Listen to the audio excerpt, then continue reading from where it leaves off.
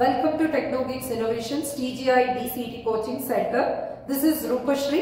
So, ಇವತ್ತಿನ ವಿಡಿಯೋದಲ್ಲಿ round 1 DCT 2024 ಯಾವೆಲ್ಲ ಕಂಪ್ಲೀಟ್ ಪ್ರಾಸೆಸ್ ಇರುತ್ತೆ ಅಂತ ಹೇಳ್ಬಿಟ್ಟು ಇನ್ಫಾರ್ಮೇಶನ್ ಕೊಡೋ ವಿಡಿಯೋ ಇದಾಗಿದೆ.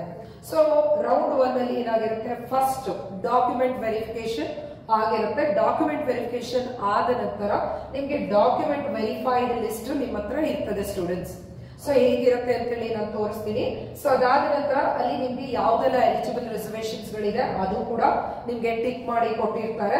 ಸೊ ಜೊತೆಗೆ ಸೀಕ್ರೆಟ್ ಕೀ ಕೊಟ್ಟಿರ್ತಾರೆ ಫಾರ್ ಆಪ್ಷನ್ ಎಂಟ್ರಿಗೆ. ಇದು ತುಂಬಾನೇ ಹೆಲ್ಪ್ಫುಲ್. ಯಾರ ಹತ್ರ ಸೀಕ್ರೆಟ್ ಕೀ ಇರೋದಿಲ್ಲ ಅವರು ಆಪ್ಷನ್ ಎಂಟ್ರಿ ಮಾಡ್ಲಿಕ್ಕೆ ಎಲಿಜಿಬಿಲಿಟಿ ಇರೋದಿಲ್ಲ.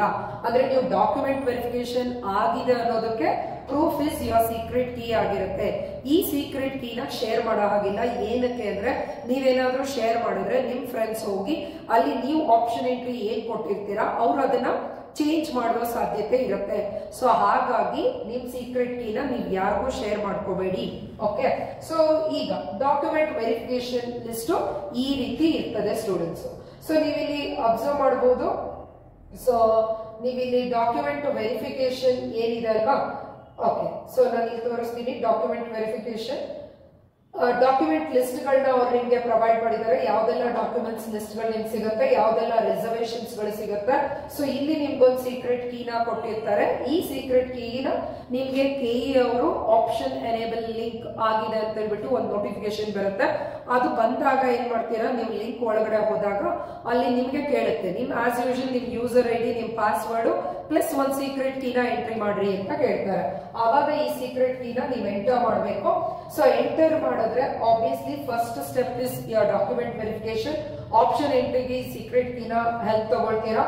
ಸೊ ಈಗ ನೀವು ಮಾಡಬೇಕು ಆಡ್. ನೀವು ಎಷ್ಟು ನಂಬರ್ ಆಫ್ ಕಾಲೇಜಸ್ ಬೇಕಾದ್ರೂ ಆಡ್ ಮಾಡಬಹುದು. There is no limit. ಎಷ್ಟು ಇಂಜಿನಿಯರಿಂಗ್ ಕಾಲೇಜ್ ಇದೆ ಅಷ್ಟು ಇಂಜಿನಿಯರಿಂಗ್ ಕಾಲೇಜ್ನ ನೀವು ಆಡ್ ಮಾಡಬಹುದು, ಅಥವಾ ಆಡ್ ಮಾಡಿದ್ರೆ ಡಿಲೀಟ್ ಮಾಡಬಹುದು, ಅಥವಾ ಆರ್ಡರ್ ನ ಬದಲಾಯಿಸಬಹುದು. ಫಸ್ಟ್ ಆರ್ಡರ್, ಸೆಕೆಂಡ್ ಆರ್ಡರ್ ಅಂತ ಇರುತ್ತೆ. ಸೊ ನೀವ್ ಯಾವ ಕಾಲೇಜಿಗೆ ಹೋಗ್ತೀನಿ ಅಂತ ಡಿಸೈಡ್ ಆಗಿರುತ್ತೆ. ಅದು ಫಸ್ಟ್ ಕಾಲೇಜ್ ಇರ್ಲಿ, ಅದಾದ ನಂತರ ಎರಡನೇ ಕಾಲೇಜ್ ಇರ್ಲಿ, ಥರ್ಡ್ ಕಾಲೇಜ್ ಇರ್ಲಿ, ಎನ್ ನಂಬರ್ ಆಫ್ ಕಾಲೇಜಸ್ ನ ಕೊಡಿ ಸ್ಟೂಡೆಂಟ್ಸ್. ಜಾಸ್ತಿ ಕಾಲೇಜ್ ಕೊಡೋದ್ರಿಂದ ನಿಮ್ಗೆ ಯಾವ ತೊಂದರೆ ಆಗೋದಿಲ್ಲ. ಫಾರ್ ಎಕ್ಸಾಂಪಲ್ ನಿಮಗೆ 5th ಕಾಲೇಜ್ ಸಿಕ್ತು ಅಂದ್ರೆ 6th ಇಂದ ಕೆಳಗಡೆ ಯಾವ್ದು ಚೆಕ್ ಆಗೋದಿಲ್ಲ. ಸೊ ಆಕ್ಚುಲಿ ಸೀಟ್ ಯಾವ ತರ ಅಲಾಟ್ ಆಗತ್ತೆ ಅನ್ನೋಂಥದನ್ನ ಒಂದು ಸಪರೇಟ್ ವಿಡಿಯೋನ ನಾನು ನಿಮ್ಗೆ ಕೊಡ್ತೀನಿ. ಅದರಲ್ಲಿ ಫೇಸ್ 1, ಫೇಸ್ 2, ಫೇಸ್ 3 ಸೀಟ್ಗಳು ಅಲಾಟ್ಮೆಂಟ್ ಆಗ್ತದೆ ಸ್ಟೂಡೆಂಟ್ಸ್.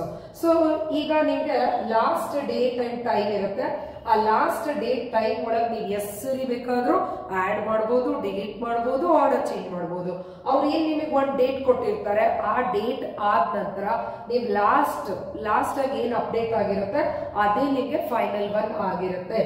ಈಗ ನಿಮ್ದು ಆಪ್ಷನ್ ಎಂಟ್ರಿ ಮಾಡಬೇಕು ಅಂದ್ರೆ ನೀವು ವೆರಿ ಇಂಪಾರ್ಟೆಂಟ್ಲಿ ಈ 3 ಡಾಕ್ಯುಮೆಂಟ್ ನ ರೆಫರ್ ಮಾಡಬೇಕು. ಒಂದು ಆ ಕಾಲೇಜಿನ ಫೀಸ್ ಸ್ಟ್ರಕ್ಚರ್ ಯಾವ ರೀತಿ ಇದೆ. ಈಗಾಗಲೇ ನಾನು ಲಾಸ್ಟ್ ಇಯರ್ ಫೀಸ್ ಸ್ಟ್ರಕ್ಚರ್ 2023 ಯಾವ ರೀತಿ ಇದೆ ಫೀಸ್ ಸ್ಟ್ರಕ್ಚರ್ ಅದನ್ನ ಡೀಟೇಲ್ಸ್ ಕೊಟ್ಟಿದ್ದೀನಿ. ಸೀಟ್ ಮೆಟ್ರಿಕ್ಸ್, ಈ ವರ್ಷದ ಸೀಟ್ ಮೆಟ್ರಿಕ್ಸ್ ಕೂಡ ನಿಮ್ಗೆ ವಿಡಿಯೋಸ್ ಅವೈಲೇಬಲ್ ಇದೆ. ಅದನ್ನ ಕೂಡ ನಾನು ಇದೇ ಯೂಟ್ಯೂಬ್ ಡಿಸ್ಕ್ರಿಪ್ಷನ್ ಲಿಂಕ್ ಅಲ್ಲಿ ಇರ್ತದೆ.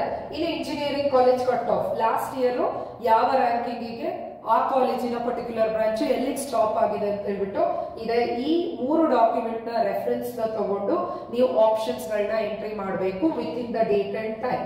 So this is the second option ಆಗಿರ್ತದೆ. ಆಕ್ಚುಲಿ ಸೀಟ್ಸ್ ಯಾವ ರೀತಿ ಅಲಾಟ್ ಆಗುತ್ತೆ ಅನ್ನೋದು ಫ್ಯೂಚರ್ ಅಲ್ಲಿ ನಾನು ವಿಡಿಯೋ ಪ್ರೊವೈಡ್ ಮಾಡ್ತೀನಿ. ಸೊ ಅದಾದ ನಂತರ ನಿಮ್ಗೆ ಮಾಕ್ ಅಲಾಟ್ಮೆಂಟ್ ರಿಸಲ್ಟ್ಸ್ ಬರುತ್ತೆ. ಮಾಕ್ ಅಲಾಟ್ಮೆಂಟ್ ರಿಸಲ್ಟ್ ಅಲ್ಲಿ ಯಾವ ಕಾಲೇಜು ಯಾವ ರೀತಿ ರಿಸಲ್ಟ್ ಬರುತ್ತೆ ಅಂದ್ರೆ, for example Mach allotment result ಅಲ್ಲಿ ಸ್ಟೂಡೆಂಟ್ ನೇಮ್ ಇರುತ್ತೆ. Okay, so name, DCT register number. Okay, so DCT register number ಇರುತ್ತೆ. ಅದಾದ ನಂತರ ನಿಮ್ಗೆ ಯಾವ ಇಂಜಿನಿಯರಿಂಗ್ ಕಾಲೇಜ್ ಅಲಾಟ್ ಆಗಿದೆ, ಯಾವ ಬ್ರಾಂಚ್ ಅಲಾಟ್ ಆಗಿದೆ. ನೀವು ಬ್ರಾಂಚ್ ಕೂಡ ಚೇಂಜ್ ಮಾಡ್ಕೋಬಹುದು. ಸೊ ಯಾವ ಇಂಜಿನಿಯರಿಂಗ್ ಕಾಲೇಜು, ಯಾವ ಬ್ರಾಂಚು, ಕೆಇಎಗೆ ನೀವು ಎಷ್ಟು ಫೀಸ್ ಅನ್ನ ಪೇ ಮಾಡಬೇಕು ಅನ್ನೋಂಥ ಡೀಟೇಲ್ಸ್ ನಿಮ್ಗೆ ಮಾಕ್ ಅಲಾಟ್ಮೆಂಟ್ ಅಲ್ಲಿ ಬರುತ್ತೆ. ಮಾಕ್ ಅಲಾಟ್ಮೆಂಟ್ ಆದ್ಮೇಲೆ ಕೂಡ ನೀವು ಆಡ್, ಡಿಲೀಟ್, ಆರ್ಡರ್ ಚೇಂಜ್ ಮಾಡಬಹುದು.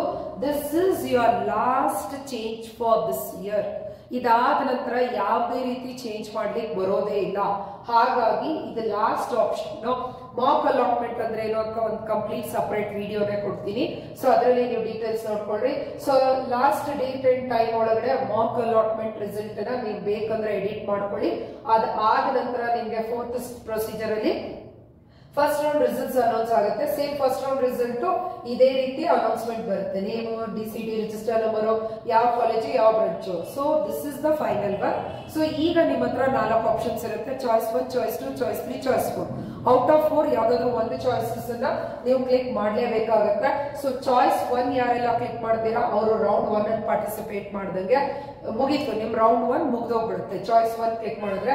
ಚಾಯ್ಸ್ 2 ಮತ್ತೆ ಚಾಯ್ಸ್ 3 ಕ್ಲಿಕ್ ಮಾಡಿದ್ರೆ ನಿಮ್ ರೌಂಡ್ 2 ನೀವು ಪಾರ್ಟಿಸಿಪೇಟ್ ಮಾಡ್ದಂಗೆ. ಚಾಯ್ಸ್ 4 ಕ್ಲಿಕ್ ಮಾಡಿದ್ರೆ you are out of the DCT. ಯಾವುದೇ ರೀತಿಯ ನೆಕ್ಸ್ಟ್ ರೌಂಡ್ ಗಳಿಗೂ ಪಾರ್ಟಿಸಿಪೇಟ್ ಮಾಡ್ಲಿಕ್ಕೆ ನಿಮ್ಗೆ ಅವಕಾಶ ಇರೋದಿಲ್ಲ. ಯಾರೆಲ್ಲ ಮ್ಯಾನೇಜ್ಮೆಂಟ್ ಅಲ್ಲಿ ಈಗಾಗಲೇ ಕಾಲೇಜಿನ ಸೀಟ್ ನ ತಗೊಂಡು ಆಲ್ರೆಡಿ ಅಮೌಂಟ್ ಪೇ ಮಾಡಿ ನೀವು ಬುಕ್ ಮಾಡ್ಕೊಂಡಿದ್ರೆ ಸೊ ನೀವು ಬೇಕಂದ್ರೆ ಚಾಯ್ಸ್ 4 ಅನ್ನ ಕ್ಲಿಕ್ ಮಾಡಬಹುದು. ಅಥವಾ ನೀವು ಅಟೆಂಡ್ ಮಾಡದೇ ಇದ್ರು ಅದು ಆಟೋಮೆಟಿಕಲಿ ಚಾಯ್ಸ್ ರೌಂಡ್ 2 ಹೋಗಿ ಅದಾದ್ಮೇಲೆ ಚಾಯ್ಸ್ 4 ಗೆ ಅದು ಆಟೋಮೆಟಿಕಲಿ ಬರ್ತದೆ. ಈ ರೌಂಡ್ 1 ಯಾರೆಲ್ಲ ಕ್ಲಿಕ್ ಮಾಡಿರ್ತೀರಾ ಸೊ ನೀವುಗಳು KEA ಗೆ ಕಂಪಲ್ಸರಿ ಫೀಸ್ ಅನ್ನ ಪೇ ಮಾಡಬೇಕು. KEA ಗೆ ಫೀಸ್ ಪೇ ಮಾಡಬೇಕು. ಅದಾದ ನಂತರ KEA ಗೆ ಫೀಸ್ ಪೇ ಮಾಡೋದಕ್ಕೂ some particular date and time ಕೊಡ್ತಾರೆ. 1 ಸೆಕೆಂಡ್ ವೇರಿಯೇಷನ್ ಆದ್ರೂ ಕೂಡ KEA ಗೆ ಫೀಸು ಅದು ತಗೊಳ್ಳೋದಿಲ್ಲ. ಯಾಕಂದ್ರೆ ಇದು ಎವ್ರಿಥಿಂಗ್ ಆನ್ಲೈನ್ ಆಗಿರ್ತದೆ. ಸೊ ಆದಷ್ಟು ಲಾಸ್ಟ್ ಡೇಟ್ ಟೈಮ್ ಅಲ್ಲಿ ಮಾಡಬೇಡಿ, ಸ್ವಲ್ಪ ಬೇಗ ಮಾಡ್ಕೊಳ್ಳಿ. ಅದಾದ್ಮೇಲೆ ಕಾಲೇಜಸ್ ಗಳಿಗೆ ಹೋಗಿ ಫೀಸ್ ಕಟ್ಟಬೇಕು. ವೆರಿ ಸ್ಪೆಷಲಿ SC/STs ಯಾರೆಲ್ಲ ಇದ್ದೀರಾ ಸೊ ನೀವು SC/STs KEA ಫೀಸ್ 500 ಬಂದಿರುತ್ತೆ. ಕಾಲೇಜಲ್ಲಿ ಸಮ್ ಟರ್ಮ್ಸ್ ಆಫ್ ಥೌಸಂಡ್ಸ್ ಅಥವಾ ಇನ್ ಟರ್ಮ್ಸ್ ಆಫ್ ಲ್ಯಾಕ್ಸ್ ಅಲ್ಲಿ ಅಮೌಂಟ್ ನ ಪೇ ಮಾಡೋ ಸಾಧ್ಯತೆಗಳಿರುತ್ತೆ. Depends on the colleges. So ನೀವು ಕಟ್ಟಲ್ಲ ಅಂತ ಅಂದ್ರೆ KEA ಪೇ ಮಾಡಿರೋ ಫೀಸು ಡಿಡಕ್ಟ್ ಆಗ್ತದೆ. ಅದನ್ನ ರೀಫಂಡ್ ಮಾಡೋದಕ್ಕೆ ಕೂಡ ಬೇರೆ ತರ ಇನ್ಫಾರ್ಮೇಶನ್ ಇದೆ. ನಾನು ಅದನ್ನ ಒಂದು ಸಪರೇಟ್ ವಿಡಿಯೋ ಮಾಡಿ ಕೊಡ್ತೀನಿ ಸ್ಟೂಡೆಂಟ್ಸ್. ಸೊ ಇಂಜಿನಿಯರಿಂಗ್ ಕಾಲೇಜ್ಗೆ ಫೀಸ್ ಕಟ್ಟಿದ್ಮೇಲೆ ನೀವು ಅಡ್ಮಿಷನ್ ಆಗಬೇಕು. ಯಾವ್ದೆಲ್ಲ ಡಾಕ್ಯುಮೆಂಟ್ಸ್ ತಗೊಂಡು ಹೋಗ್ಬೇಕು ಅಂತೇಳಿ ವೆರಿ ಸೂನ್ ಅದಕ್ಕೂ ಕೂಡ ನಿಮ್ಗೆ ಸಪರೇಟ್ ವಿಡಿಯೋ ಸಿಗ್ತಾ ಇದೆ.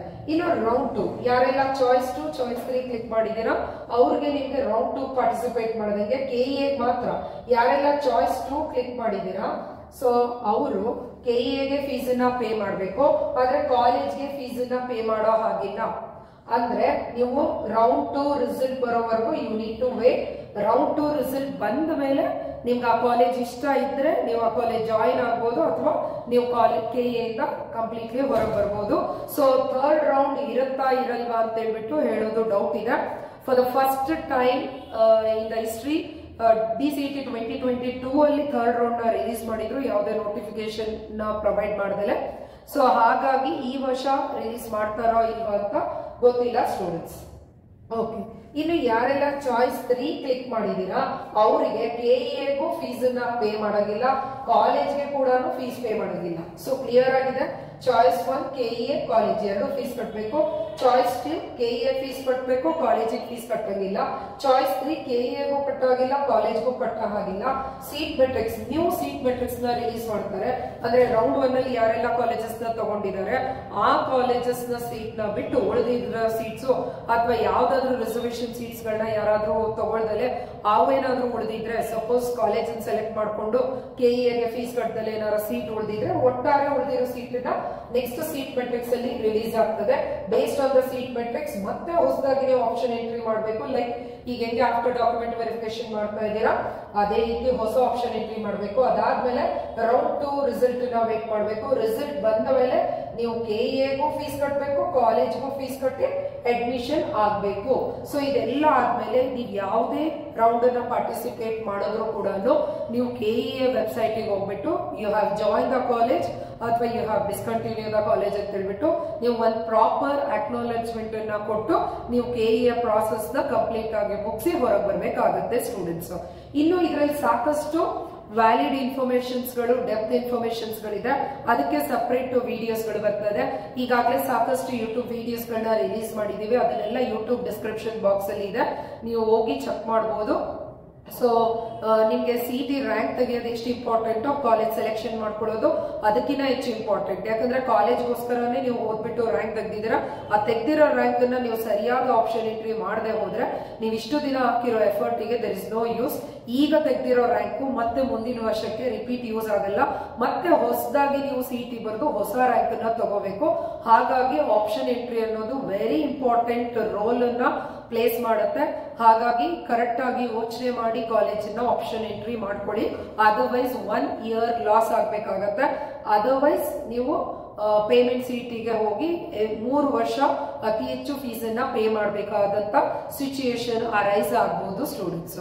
So this is Rupashree from Technogeeks innovations TGI DCT coaching centre. ನಮ್ಮಲ್ಲಿ both online as well as offline coachings ಗಳು ಅವೈಲೇಬಲ್ ಇದೆ. ಸೊ ಇನ್ನು ನಮ್ಮಲ್ಲಿ ಸ್ಟೇಟ್ ಗೆ ಫಸ್ಟ್ ರ್ಯಾಂಕ್ ಇರುವಂತ ಮೊಹಮ್ಮದ್ ಸೈಫ್ ಅಲಿ ಶೇಖ್ ಇದ್ದಾರೆ.